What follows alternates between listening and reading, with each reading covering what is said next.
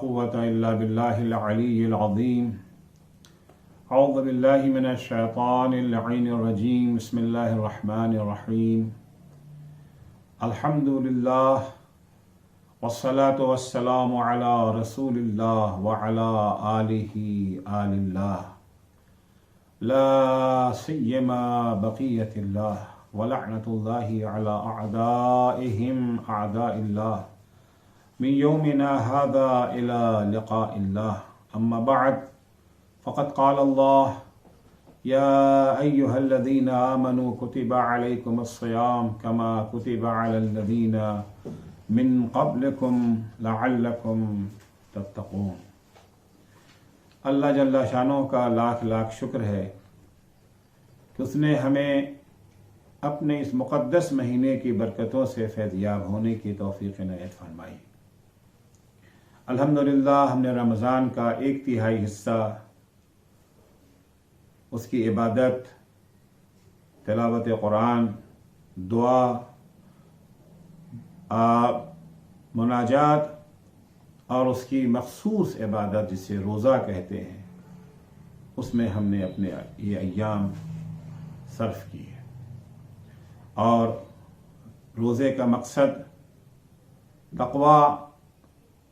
तक़वे से आरास्ता होने की हमने इस 1/3 हिस्से में भरपूर कोशिश की। उसका लाख लाख शुक्र है। परगाह माबूद में दुआ है कि बकिया 2/3 हिस्से में भी हमें इसी तरह से कामयाबी के साथ इस मकसद तक रसाई हासिल करने की कोशिश में कामयाबी इनायत फरमाए। मौला कायनात हज़रत अली इब्न अबी तालिब अलैहिस्सलातु वस्सलाम हम्माम के इसरार से मुत्तकीन के औसाफ मौला ने ये जो है बयान फरमाए हैं, उसी की तशरीह कुछ आपकी खिदमत में पेश करने की सआदत हासिल कर रहा हूँ।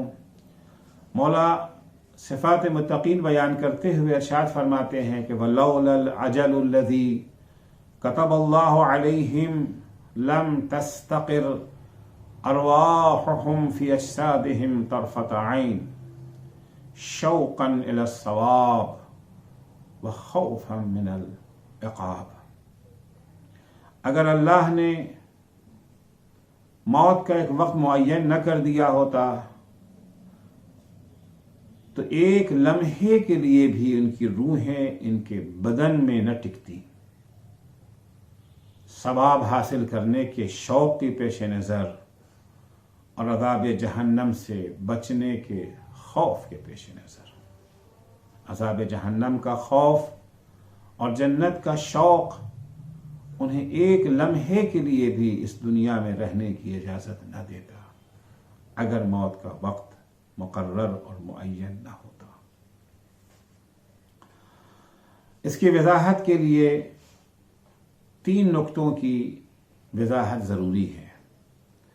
पहला नुक्ता यह है कि अजल क्या है। श्री मौला फरमाते हैं वलौलल अजल, अगर अजल मुकर्रर न होती, अजल मुअय्यन न होती, तो अजल से क्या मुराद है, क्या है अजल? अजल मुकर्ररा मुद्दत को कहते हैं। किसी चीज़ के लिए अगर एक वक्त मुअय्यन कर दिया जाए तो इसको कहते हैं अजल। अलबत्ता अरबी ज़बान में मौत को भी अजल कहा जाता है। मौत को अजल इसलिए कहते हैं कि मौत उसी वक्त आती है जब जिंदगी की मुकर्ररा मुद्दत ख़त्म हो जाती है। मौत यानी जिंदगी की जो मुकर्ररा मुद्दत थी वो ख़त्म हो गई, इसलिए इस मुनासिबत से मौत को भी अजल कहा जाता है। वरना अजल का असल माना यह है किसी चीज़ के लिए मुअय्यन कर देना, किसी मुद्दत का, किसी वक्त का। आया तो अहादीस से ये मुसल्लमा हकीकत साबित है कि हर इंसान की मौत का एक वक्त मुअय्यन और मुकर्रर है। परवरदिगार ने हर इंसान की जिंदगी के लिए एक मुद्दत मुअय्यन की है। जब वह मुद्दत पूरी हो जाएगी तो फिर मौत आना यकीनी है, 1 सेकंड की भी उसमें ताखीर नहीं हो सकती। अफराद ही के लिए मौत मुअय्यन नहीं है, अफराद की जिंदगी का वक्त मुअय्यन नहीं है सिर्फ, बल्कि कौमों की जिंदगी के लिए भी एक मुद्दत मुअय्यन है। चुनांचे सूरह आराफ आयत 34 में परवरदिगार का इरशाद है कि वलिकुल्लि उम्मतिन अजल, हर कौम के लिए एक वक्त मुकर्रर है। फ़इज़ा जाअ अजलुहुम, और जब वो वक्त आ जाता है, मुकर्ररा वक्त आ जाने के बाद, या ला यस्तअखिरून साअतन वला यस्तक़दिमून,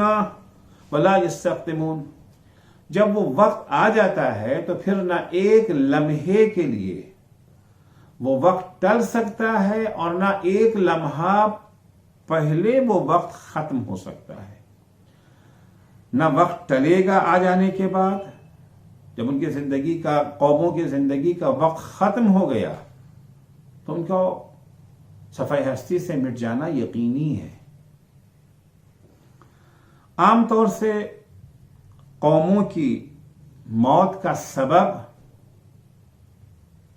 कौमों के लिए अल्लाह ने कितनी मुद्दत रखी है, उनकी मौत का सबब क्या है। अफराद की बात नहीं कर रहा हूं, कौम की बात कर रहा हूं। कौमों, आमतौर से कौमों की मौत का सबब उनका या उनकी तायुश पसंदी, तन परवरी, काहिली और शहवत परस्ती में गर्क हो जाना है। जब कौमें इस किस्म की बुराइयों में मुब्तला हो जाती हैं, खिलकत के मुसल्लमा कवानीन से इन्हिराफ इख्तियार कर लेती हैं, तो आहिस्ता आहिस्ता अपने सरमाये हस्ती से महरूम हो जाती हैं और ज़वालो इन्हितात का शिकार होकर नीस्त नाबूद हो जाती हैं। बाबिल, फ़राइने मिस्र, कौम सबा, कलदानियों, आशूरियों और अंदलुस के मुसलमानों वगैरह की तहजीब व तमद्दुन की तारीख पर एक तायराना नज़र ही इस हकीकत को साबित करने के लिए काफ़ी है कि किस तरह वो ज़वाल का शिकार हुए और जुल्म, सितमगरी, अय्याशी और बदकारी में सरतापा गर्क होने के बाइस नीस्तो नाबूद हो गए। इस मकाम पर एक सवाल ये पैदा होता है कि एक तरफ से ये आयतें और कुछ हदीसें ये बताती हैं कि जब किसी की मौत का वक्त आ जाता है तो फिर एक लहजे के लिए भी उसमें ताखीर नहीं हो सकती और मुकर्ररा वक्त से एक सेकंड पहले भी मौत नहीं आ सकती। जो वक्त मुकर्रर है उसी वक्त मौत आएगी। और दूसरी तरफ से इस्लाम हमें हुक्म देता है कि अगर बीमार हो गए इलाज के लिए डॉक्टर के पास जाओ, चाहे वो डॉक्टर काफिर ही क्यों ना हो। और रवायतों में है कि जब अमीरुल मोमिनीन हजरत अली इब्न अबी तालिब अलैहिस्सलाम के फर्के मुबारक पर ज़रबत लगी है तो इलाज के लिए एक ईसाई डॉक्टर को बुलाया गया। इस्लाम का हुक्म है कि बीमार हो जाने के बाद यूं ही पड़े न रहें बल्कि इलाज की कोशिश करें। हम हिफ्ज़ान सेहत और हेल्थ केयर का ख्याल रखने के पाबंद हैं। इस्लाम ने हमें हुक्म दिया है कि हर वो काम जो हिफ्ज़ान सेहत के खिलाफ है उससे दूर रहें। हेल्थ केयर का ख्याल रखना मुस्तहब नहीं है, वाजिब करार दिया गया है। खतरनाक रास्तों पर न जाने का हुक्म दिया गया है। यहां तक कि रास्ता पुरखतर होने की सूरत में वाजिब हज भी माफ हो जाता है, हज वाजिब नहीं रह जाता है। खतरा अगर है, जैसे आज कोरोना का खतरा है कि अगर लोग एक जगह इकट्ठा होंगे, जमा होंगे तो ये बीमारी फैलेगी। अलबत्ता ये नजरिया कितना सही है कितना गलत है मैं फिलहाल उस बहस में नहीं जाना चाहता, लेकिन उमूमन तसव्वुर यही है, डॉक्टर्स यही कहते हैं। अलबत्ता अक्सर डॉक्टर जो है वो तकलीदन कहते हैं, खुद उनकी अपनी तहकीक नहीं है। उन्होंने WHO के डॉक्टरों से या किसी और से मिसाल के तौर पर सुन लिया है, एक दूसरे से सुन करके नकल करते रहते हैं। लेकिन बहरहाल ये फर्ज कर लिया गया, ये मान लिया गया कि जो कह रहे हैं सही कह रहे हैं कि कोरोना का वायरस बड़ी तेजी से फैलता है और जो है ये मुहलिक मरज है। एक दूसरे के करीब अगर रहेंगे, गले मिलेंगे, ये जो है मुसाफिहा करेंगे, नमाज जमात में एक दूसरे के करीब बैठेंगे, हरम में भीड़ इकट्ठा होगी, तो ये मरज ज्यादा फैलेगा। तो इसी कानून के पेश नज़र हिफ्ज़ान सेहत के जो कानून है, हेल्थ केयर के जो कानून है इस्लाम का, इसी कानून के पेश नज़र हुमराज किराम और उलमाए इज़ाम ने हरम में जाने पर पाबंदी लगा दी, नमाज जुमा जमात को बंद कर दिया गया। क्यों? इसलिए कि हिफ्ज़ान सेहत इस्लाम में इसका ख्याल रखना वाजिब है, उन जगहों से दूर रहना वाजिब है जहां इंसान की जिंदगी खतरात का शिकार हो सकती है। बाद रवायतों से ये पता चलता है कि बाद वजूहात से जिंदगी की मुद्दत बढ़ भी सकती है और घट भी सकती है। जबकि आयत में कहा गया है कि ला यस्ताखिरून साअतन वला यस्तक़दिमून, जब वो वक्त आ जाएगा एक लहजे के लिए भी ना उसमें ताखीर होगी, ना एक लहजा मौत आने में ताखीर होगी और ना एक लहजा पहले मौत आ जाएगी। रवायतों में है कि अगर ये जो है सिले रहम करेंगे तो उम्र बढ़ सकती है, यानी मौत टल सकती है। वालिदैन को खुश रखेंगे अगर, तो वालिदैन को खुश करने से मौत टल जाती है। सदका देने से उम्र में इजाफा किया जा सकता है। और इसी के बरक्स क़त्अ रहम, माँ बाप के कत्ल, उस्ताद की तौहीन, आलिम दीन की तज़हीक से उम्र घट भी सकती है। खूब ये बातें मौत का वक्त मुअय्यन होने और उसमें कमी व ज़्यादती मुमकिन न होने के तसव्वुर के बरखिलाफ हैं। दोनों में तज़ाद पाया जाता है। अगर मौत का वक्त मुकर्रर है तो फिर डॉक्टर के पास जाने, हेल्थ केयर, खतरनाक रास्तों से परहेज, सिले रहम, सदका, माँ बाप से हुस्न सलूक, उस्ताद और आलिम के एहतराम का क्या फायदा? जैसा कि आयत में कहा गया है, ला यस्तक़दिमून ला यस्ताखिरून साअतन वला यस्तक़दिमून, अगर मौत का वक्त आ गया तो फिर वो टल नहीं सकती है, टल नहीं सकती है। फिर हदीसों में क्यों कहा गया है कि ये जो है सिले रहम करने से मौत टल जाती है, माँ बाप की खिदमत करने से मौत टल जाती है, सदका देने से मौत टल जाती है, आलिम का एहतराम करने से मौत टल जाती है, उस्ताद की ताज़ीम करने से मौत टल जाती है।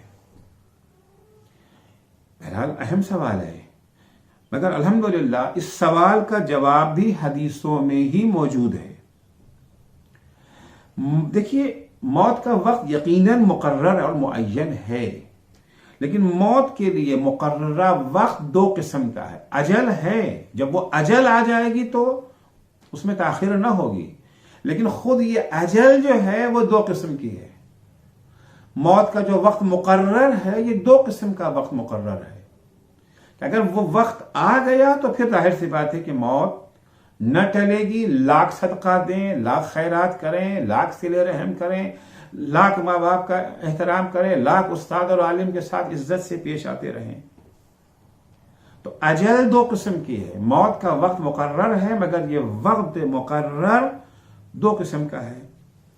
किसी शख्स ने इमाम जाफर सादिक अलैहिस्सलातु वस्सलाम से सूरह अनआम की दूसरी आयत के सिलसिले में सवाल कर लिया।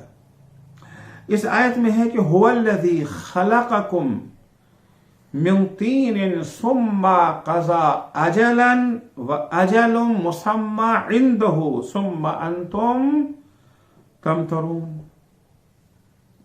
अल्लाह उसी हस्ती का नाम है जिसने तुम्हें गीली मिट्टी से पैदा किया, उसके बाद तुम्हारे लिए तुम एक अजल, मौत का एक वक्त ये जो है मुकर्रर कर दिया, तुम्हारे लिए अजल मुकर्रर कर दिया।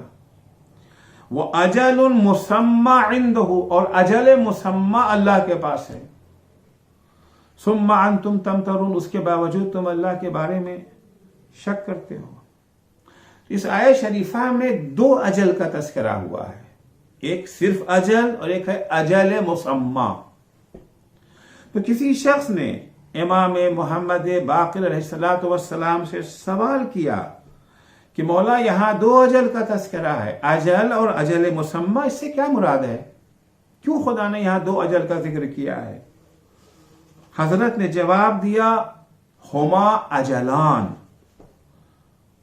जब कुरान कहता है इज़ा जा अजलुहुम, जब उनकी अजल आ जाएगी, तो ये एक अजल नहीं है बल्कि दो अजल है, अजलुन महतूम व अजलुन मौकूफ।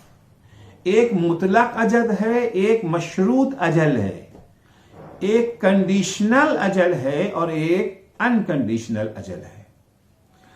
कुरान में जब कहा गया हुवल्लज़ी खलक़कुम मिन तीनिन सुम्मा क़ज़ा अजलन, फिर अल्लाह ने तुम्हारे अजल मुकर्रर की, इस अजल से मुराद अजल महतूम है, अनकंडीशनल अजल। और जो पहली बात कही गई, जब वही कहा गया था अजलुन मुसम्मा, तो अजलुन मुसम्मा से मुराद जो है वो अजल मौकूफ है, मशरूत अजल, कंडीशनल अजल। अब ये अजल महतूम क्या है, गैर महतूम क्या है, कंडीशनल अजल क्या है और अनकंडीशनल अजल क्या है, इसको आपकी खिदमत में पेश करने की कोशिश करूंगा। अजल महतूम, अनकंडीशनल अजल वही है जो सूरह आराफ में बयान किया गया था कि इज़ा जाअ अजलुहुम लिकुल्लि उम्मतिन अजल, हर उम्मत के लिए, हर कौम के लिए एक अजल मुअय्यन है। जब वो अजल आ जाएगी, ला यस्तअखिरून साअतन वला यस्तक़दिमून, ना एक लहजे की ताखीर होगी, ना एक लहजा पहले वो मौत आएगी। ये अजल महतूम है, यानी ये अनकंडीशनल अजल है। ये वाली अजल अगर आ गई, यानी तो फिर ना सदका काम देगा, ना हिफ्ज़ान सेहत काम आएगी, ना हेल्थ केयर काम आएगा, ना माँ बाप की खिदमत काम आए, कुछ भी कर लें, कुछ भी कर लें, मौत आकर के रहेगी। यह मौत टल नहीं सकती है।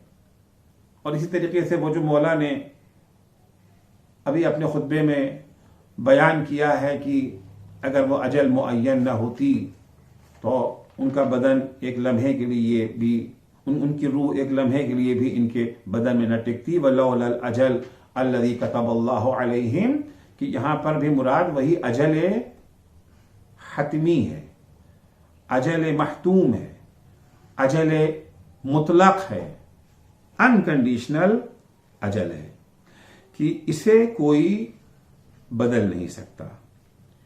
वलो कुरान मजीद की आयत है, युद्रिकुकुमुल मौत वलो कुन्तुम फी बुरूजिम मुशय्यदा, मौत का हाथ तुम्हारे गरिबान तक पहुंच जाएगा, चाहे तुम अपने को मजबूत तरीन कलओं में महफूज कर लो।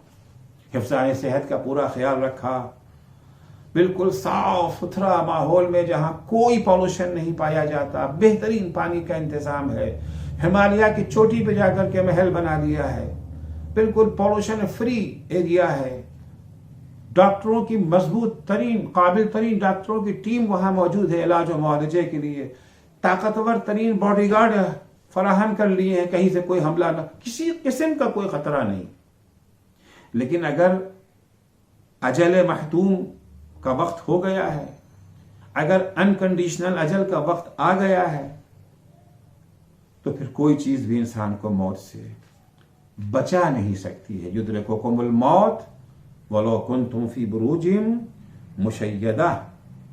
लेकिन एक अजल ये जो है मौकूफ है, अजल मशरूत है, कंडीशनल अजल है।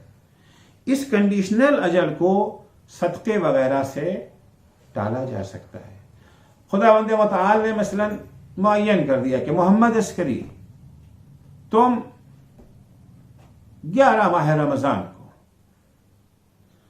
अगर तुमने सदका न निकाला, अगर तुमने सिले रहम न किया, अगर तुमने अपने असातिज़ा का एहतराम न किया, अगर तुमने हिफ्ज़ान सेहत का ख्याल न रखा, अगर तुमने कोरोना वायरस से अपने को बचाने की कोशिश न की, तो 11 रमजान को तुम दुनिया से रुखसत हो जाओगे।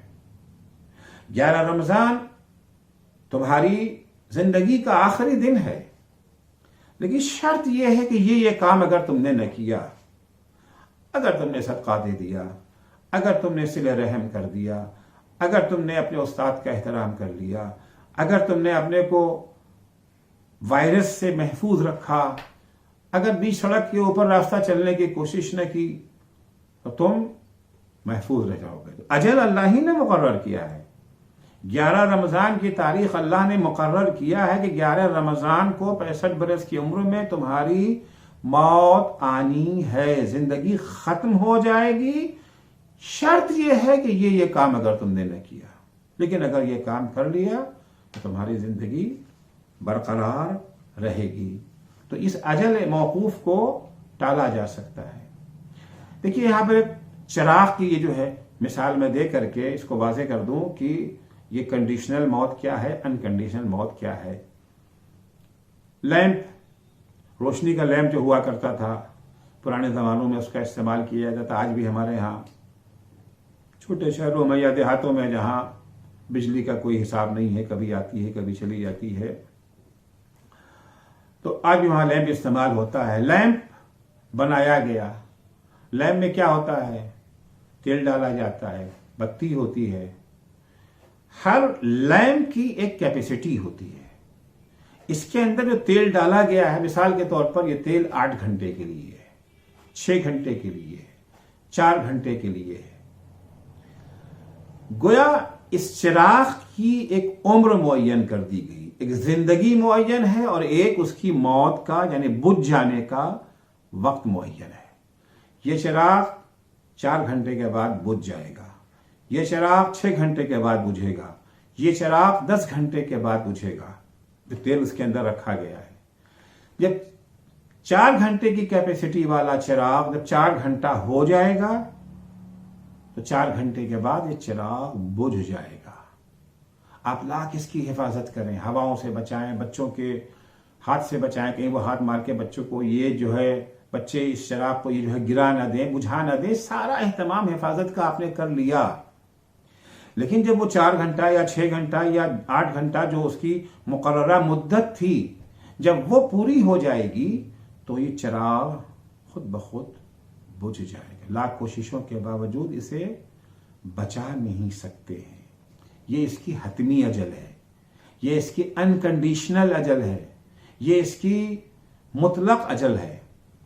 लेकिन यही चिराग जिसके अंदर 4 घंटे या 6 घंटे या 8 घंटे का तेल रखा गया था, 4 घंटे से पहले भी ये चिराग बुझ सकता है।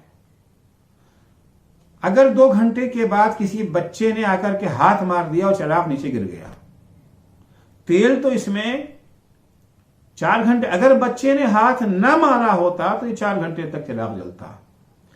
तेज आंधी आई, तेज आंधी की बिना पर चिराग गुल हो गया, बुझ गया चिराग 2 घंटे में, 3 घंटे में। ये 2 घंटे और 3 घंटे में जो चिराग बुझा है, ये इसकी मौत का वक्त मुअय्यन तो था मगर अनकंडीशनल नहीं था, कंडीशनल था कि अगर आप कायदे से इसको हिफाजत से रख देते जहां तक आंधी का असर न पहुंच सकता तो चिराग बाकी रहता, ये चिराग न बुझता। यही हाल है इंसान की जिंदगी और मौत का। इंसान की एक मौत कंडीशनल है और एक मौत का वक्त अनकंडीशनल मुअय्यन है। तो सूरह आराफ की जिस आयत में जिस अजल का तस्करा है वो अनकंडीशनल मौत का तस्करा है, और हदीसों में जिस अजल का तस्करा है कि अगर सदका दे दोगे तो अजल टल जाएगी, अगर सिले रहम करोगे तो अजल टल जाएगी, अगर अपने को खतरात से महफूज रखोगे तो अजल टल जाएगी, अगर वक्त ज़रूरत डॉक्टर के पास जा करके इलाज करा लिया तो अजल टल जाएगी, अगर हदीसों में बयान किया गया है तो ये कंडीशनल अजल के सिलसिले में है। तो वहां पर अनकंडीशनल अजल का तस्करा है और यहां पर कंडीशनल अजल का तस्करा है, लिहाजा दोनों में किसी किस्म का कोई तजाद नहीं पाया जाता।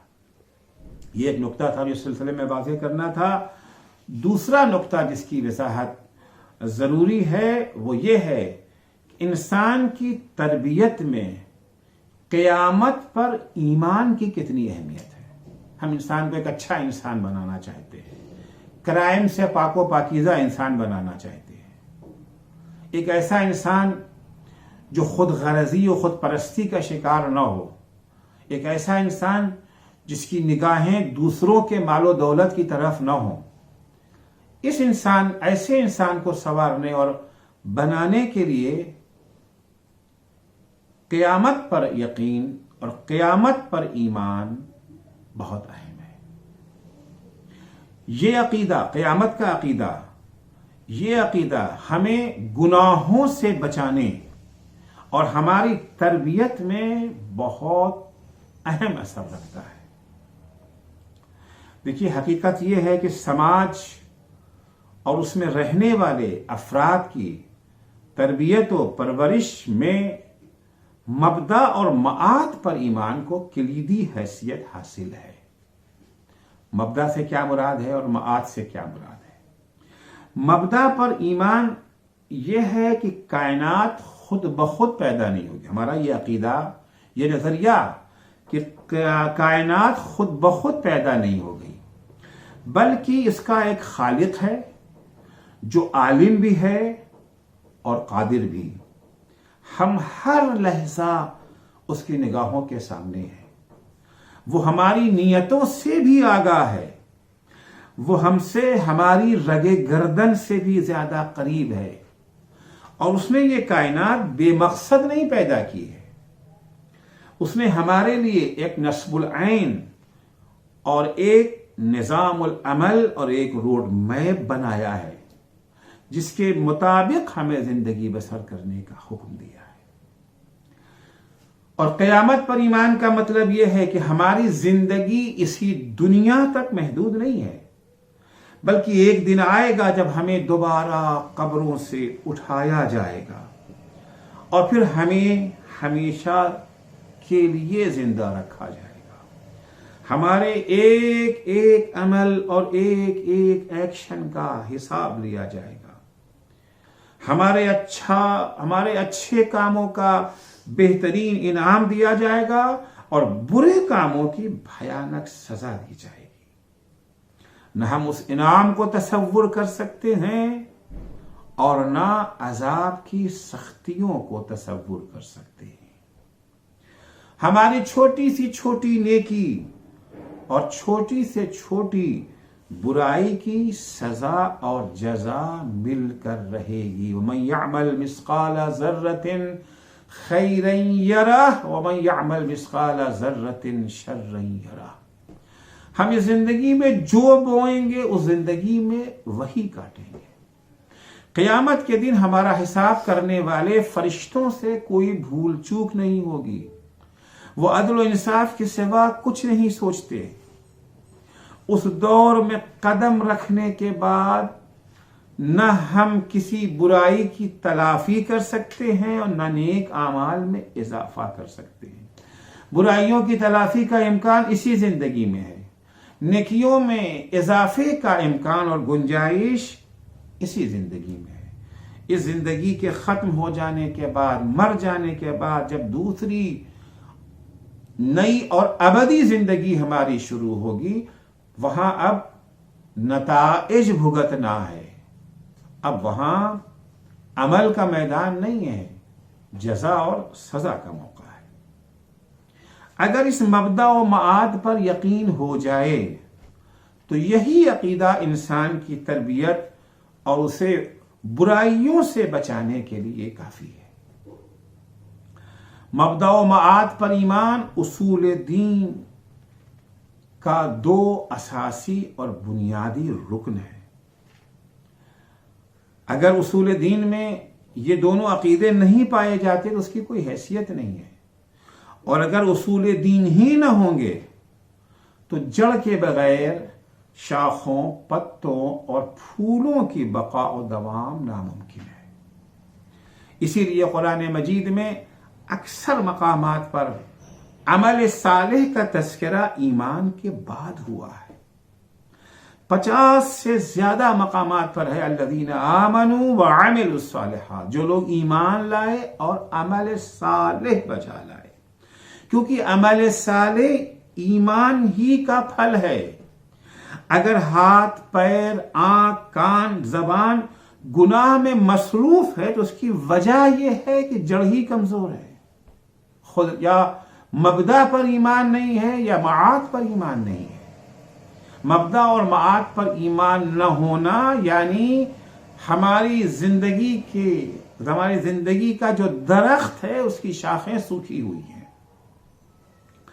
ईमान के बगैर अखलाक में भी दवाम न होगा। बाद लोग कहते हैं कि बुराइयों से बचाने के लिए अखलाक काफी है, बुराइयों से बचाने के लिए इंसान का ज़मीर काफी है। यकीनन ज़मीर का भी एक असर है, अखलाक का भी एक असर है, लेकिन अगर ईमान नहीं है तो ज़मीर और अखलाक को भी धोखा दिया जा सकता है, उसे भी टोपी पहनाई जा सकती है। ज़मीर और अखलाक को भी मुतमईन करके बुराइयां की जा सकती हैं, ज़मीर को भी सुलाया जा सकता है, अखलाक की आंखों पर भी पट्टी बांधी जा सकती है, चाहे वक्ती तौर पर ही सही, लेकिन इनकी आंखों पर पट्टी बांधना मुमकिन है। दूसरी जंग अजीम के दौरान अमरीकी सदर ने जापान पर 2 एटम बम गिराकर लाखों बेगुनाह लोगों को मौत की नींद सुला देने का हुक्म दे दिया। भयानक और कयामत खेज तबाही के बाद जब अमरीकी सदर से यह सवाल किया गया कि क्या आपका ज़मीर बेचैन नहीं है, क्या वो आपको कचोके नहीं लगा रहा है, तो उन्होंने जवाब दिया, नहीं, मेरा ज़मीर मुतमईन है, मैंने मुकम्मल अखलाकी अमल अंजाम दिया है, मैंने इस तरह जंग खत्म करने में मदद पहुंचाई है। अफसोस यह है कि हर मुजरिम की यही मंतिक होती है, सेहूनियों की यही मंतिक है, साम्राज्यों की यही लॉजिक है। वो अपने जुल्म को अदल का नाम दे देते हैं, वो अपने जराइम को इंसानी हुकूक और डेमोक्रेसी की नजात का जरिया बता करके लोगों को बेवकूफ बनाने की कोशिश करते हैं।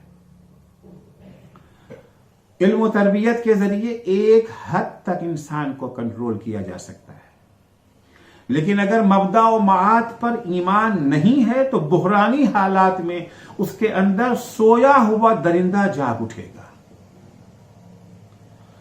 उसे सिर्फ और सिर्फ ईमान ही के जरिए काबू में किया जा सकता है।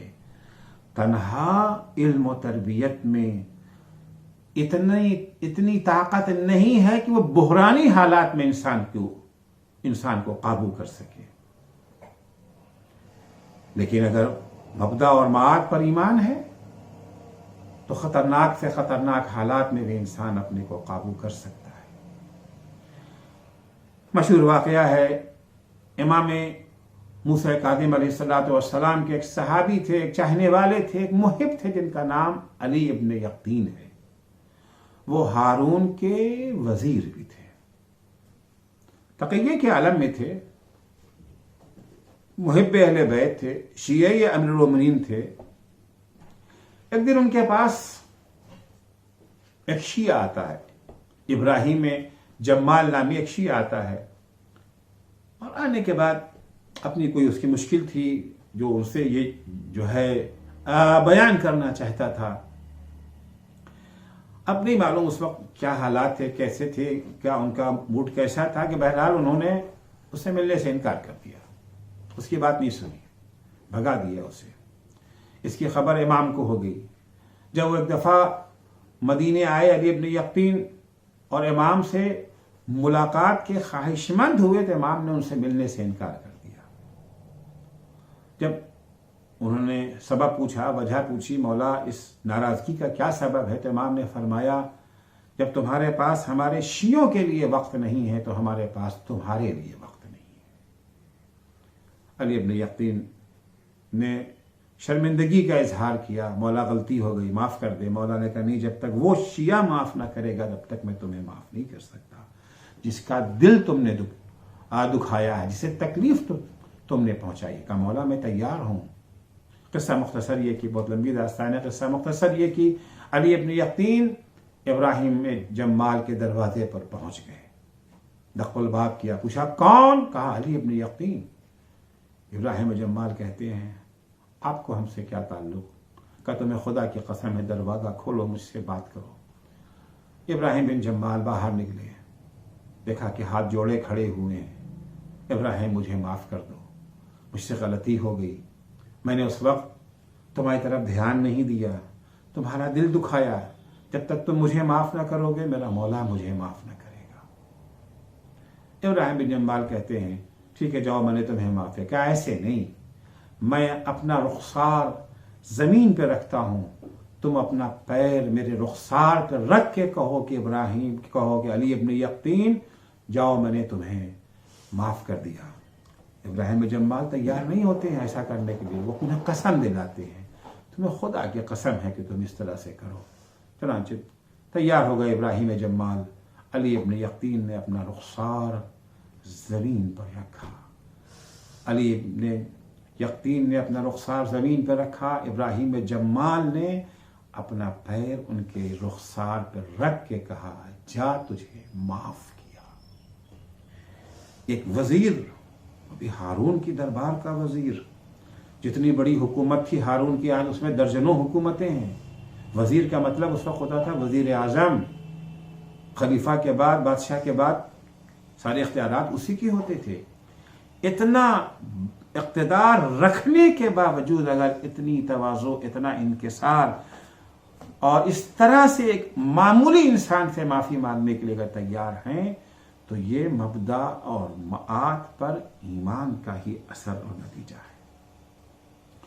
तीसरा नुक्ता जो सिलसिले में बयान करना ज़रूरी है वो खौफ और उम्मीद का मसला है। साहिबान तक़वा को अज़ाब का भी खौफ रहता है और सवाब की उम्मीद और शौक़ भी रहता है। उनका पूरा वजूद खौफ और शौक़ से लबरेज रहता है। ये खौफ और उम्मीद ही उन्हें इस दुनिया से लौ लगाने की इजाज़त नहीं देती है। अगर अल्लाह की जानिब से मौत का वक्त मुअय्यन न होता तो वो एक लहजे के लिए भी इस दुनिया में क़याम न करते और उनकी रूह बदन से परवास करके जन्नत की नेमतों से फैज़याब होती है। क्योंकि जितने दिन वो इस दुनिया में रहेंगे उतने ही दिन वो जन्नत की नेमतों से दूर रहेंगे। शौक़ जन्नत उन्हें दुनिया में रहने नहीं देता और जितना दिन दुनिया में रहेंगे उतने ही दिन गुनाहों में मुब्तला होने का इम्कान भी रहता है। गुंजाइश तो है, कहीं जाने अनजाने में कोई गुनाह सरजद हो गया तो अज़ाब जहन्नम के हकदार बन जाएंगे, मुस्तहक बन जाएंगे। तो लिहाजा वो चाहते हैं कि जल्द, वो तो ये चाहते हैं जल्द अज जल्द वो इस दुनिया से चले जाएं ताकि अज़ाब जहन्नम से महफूज रह जाएं और जन्नत की नेमतों से फैज़याब हों। उन्हें जहन्नम के अज़ाब का भी खौफ है और जन्नत की नेमतों का भी शौक़ है। ये शौक़ और खौफ उन्हें दुनिया में एक पल रहने नहीं देता, मगर क्या करें कि मौत का वक्त मुकर्रर है, उससे पहले मौत आ नहीं सकती है। वो हुक्म खुदा के पाबंद हैं। जन्नत का शौक़ और अज़ाब जहन्नम का खौफ उन्हें दुनिया से दिल नहीं लगाने देता।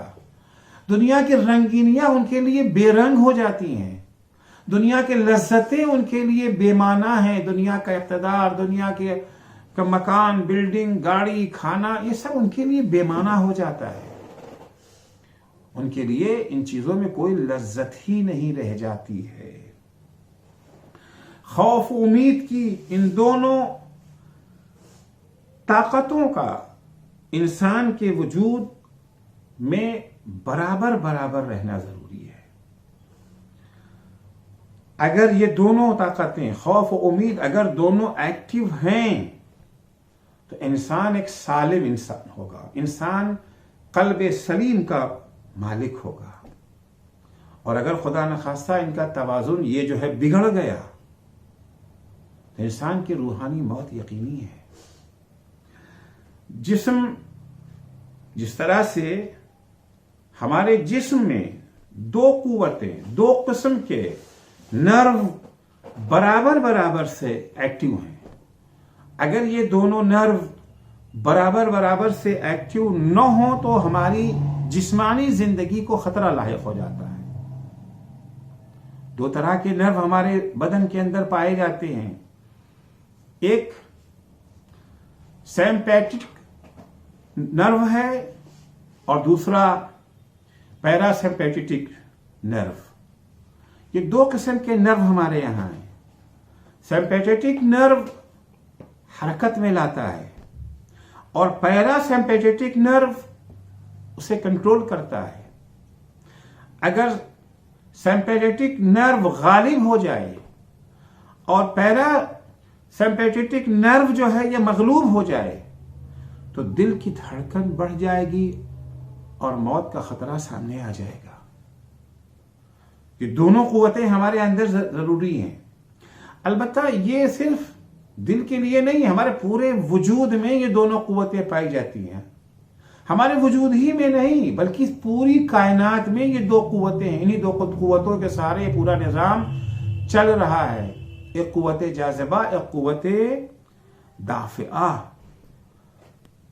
अगर ये कुव्वतें न हो तो कायनात का निजाम दरहम बरहम हो जाए। उसी तरह से हमारी रूह के अंदर भी दो कुव्वतें हैं, एक का नाम है खौफ, दूसरे का नाम है उम्मीद। ये दोनों बराबर बराबर से अगर एक्टिव न हो तो हमारी रूह तबाह हो जाएगी, रूहानी कमालात से हम महरूम हो जाएंगे। रूह में इन दोनों कुव्वतों का होना जरूरी है।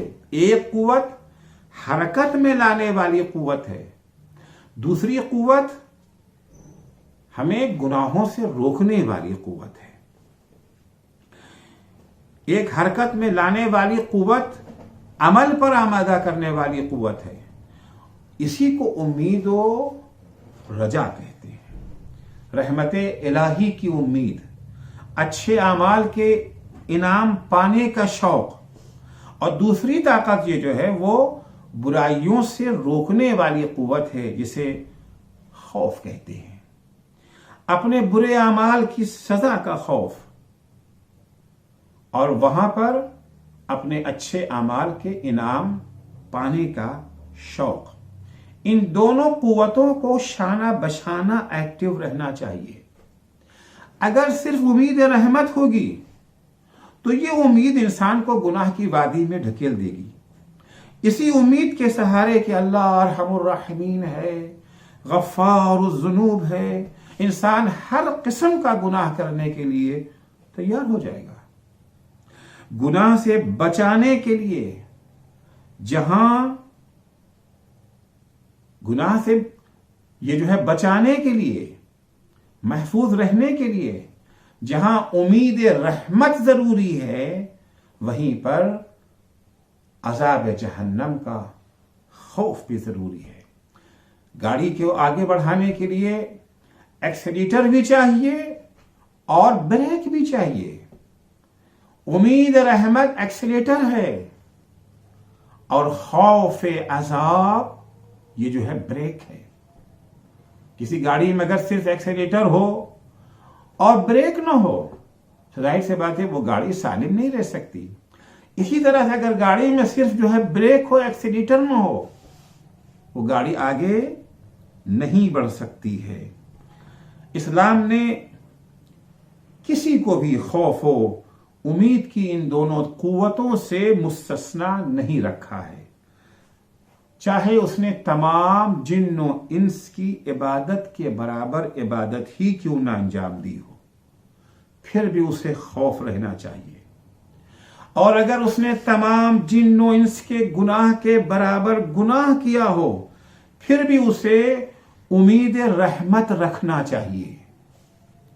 जनाब लुकमान अपने बेटे को नसीहत करते हुए इरशाद फरमाते हैं, या बुनैया खफिल्लाह लो अतैत यौमल क़ियामत बिबिर्रिस सकलैन, ए बेटा हमेशा खुदा से डरते रहो, चाहे तुम क़यामत के दिन सकलैन की इबादत भी अपने हमराह लेकर के आओ। खिफ्ता अन युअज़्ज़िबका, तुम्हें इस बात का खौफ होना चाहिए कहीं किसी गुनाह की सजा में अल्लाह तुम पर अजाब न नाजिल कर दे। वर्जुल्लाह रजाअन लौ वाफ़ैत यौमल क़ियामा बिइस्मि सकलैन, और इसी के साथ साथ तुम्हें अल्लाह की रहमत से उम्मीद भी रखना चाहिए, चाहे तुमने सकलैन के गुनाह के बराबर गुनाह क्यों न किया हो। रजौत अन यग़फ़िरल्लाह लक, उम्मीद रखना चाहिए कि शायद अल्लाह तुम्हें माफ कर दे। तो एक तरफ से खौफ, एक तरफ से उम्मीद। सकलैन की इबादत के बराबर इबादत करने के बाद भी इंसान के अंदर खौफ पाया जाना चाहिए, और सकलैन के गुनाह के बराबर गुनाह करने के बाद भी इंसान के अंदर उम्मीद की शमा रोशन रहना चाहिए। उम्मीद मग़फ़िरत की, उम्मीद बख्श देने की, उम्मीद तौबा की। उसके बाद जनाब लुक़मान आखिर में जुमला है, फरमाते हैं कि फ़मन युमिन बिल्लाह युसद्दिक़ु मा क़ाल अल्लाह, जिस शख्स का अल्लाह पर ईमान है वो अल्लाह के फरामीन और अल्लाह के अहकाम की तस्दीक भी करेगा कि जो कुछ कहा परवरदिगार ने सच कहा और सही कहा। वमन युसद्दिक़ मा क़ाल अल्लाह यफ़अलु मा अमर अल्लाह, और जो अल्लाह के फरामीन की तस्दीक करता है वो अल्लाह के फरमान के मुताबिक अमल भी करेगा। खौफ और शौक जब इंसान के अंदर अपने औज पर पहुंच जाते हैं तो फिर इंसान दुनिया के रंगीनियों से बेजार हो जाता है, इताअत इलाही में गर्क हो जाता है, फिर इस दुनिया में उसका दिल नहीं लगता, लेकिन मुकर्ररा अजल से मजबूर है।